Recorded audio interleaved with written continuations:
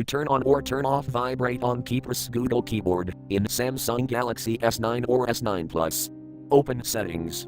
From a home screen, swipe up or down from the center of the display to access the apps screen.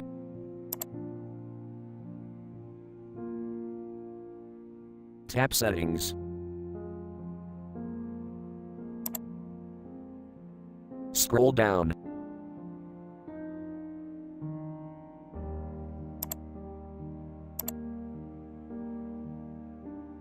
Tap General Management.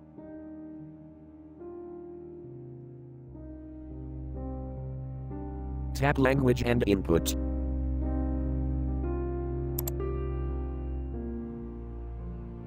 Tap On Screen Keyboard.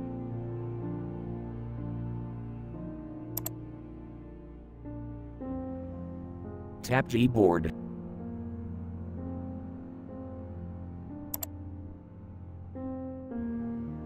Tap Preferences.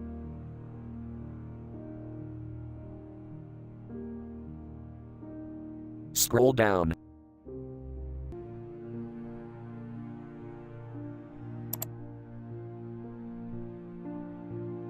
Tap Vibrate on keypress switch until blue to turn on, or tap until gray to turn off.